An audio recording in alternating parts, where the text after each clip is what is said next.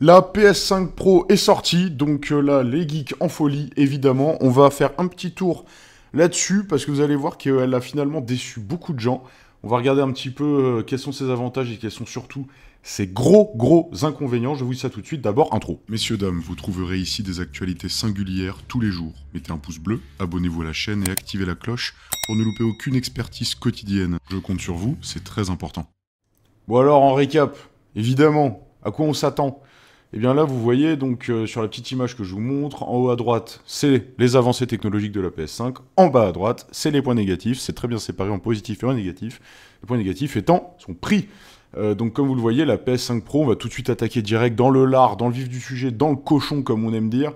C'est 800 €, hein, PS5 Pro, bam. Donc on est quasiment au double du prix de la PS5, sachant que beaucoup d'entre nous ont la PS5 depuis pas si longtemps, puisque comme elle était en rupture de partout, il y a de fortes chances que vous ayez une PS5 depuis peu.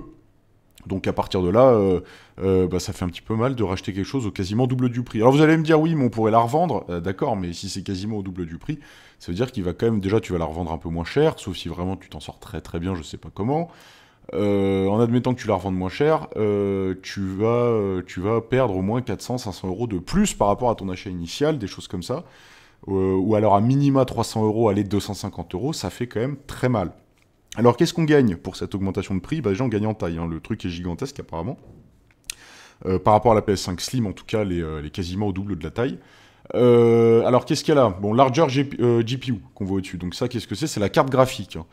Donc en gros, elle a une carte graphique un petit peu meilleure que celle de la PS5. Voilà. De ce que j'ai vu, on n'est pas sur un truc ultra notable non plus qui va complètement révolutionner la sauce, hein. On est...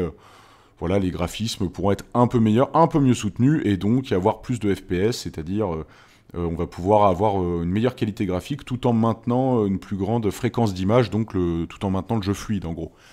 Voilà, bon, j'ai envie de dire, c'est la moindre des choses, hein. Quand on apporte une meilleure console, en général, c'est ça qu'on attend. Sinon, on prend un PC, et là, avec le PC, vous avez tout au top du top, si vous êtes prêt à mettre le prix. Alors, qu'est-ce qu'on a aussi? On a le ray tracing amélioré. Donc, hein, le ray tracing, c'est cette technologie, finalement, d'utilisation de la lumière de manière complètement dynamique. Ça consomme énormément en ressources. Oui, c'est plus beau, ça fait des meilleures techniques de lumière, d'éclairage, etc., notamment dans des environnements extérieurs, c'est assez impressionnant.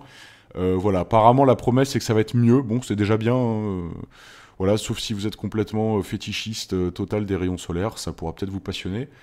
Et voilà, et puis il y a on a un upscaling de Light Draven, donc ce qu'on peut résumer pour la PS5, c'est que voilà, on aura une amélioration graphique. J'ai regardé des images de comparaison. Je sais pas si elles étaient vraies ou fake, mais c'était pas non plus. Fallait vraiment plisser les yeux pour voir une différence, hein, si tu veux. Je vous invite à aller regarder des images un peu de comparaison entre l'un et l'autre. Je les ai pas mises ici parce que très honnêtement, même avec mon rendu vidéo, etc., c'est la même image, hein. Très honnêtement, c'est la même chose. Donc voilà, donc à voir peut-être avec des tests plus poussés par l'avenir. Mais bon, j'avoue que j'ai tendance à me dire, bon, si t'as une PS5, pourquoi prendre la Pro? Et si t'as pas de PS5, pourquoi prendre la Pro aussi, finalement? Autant prendre la 5. Bon, on verra. L'avenir pourra peut-être me donner tort, à suivre, mais en tout cas, pour le moment, voilà, ça a pas mal gueulé, hein, je vais pas vous mentir, notamment sur la raison du prix, hein, principalement. Là, on est...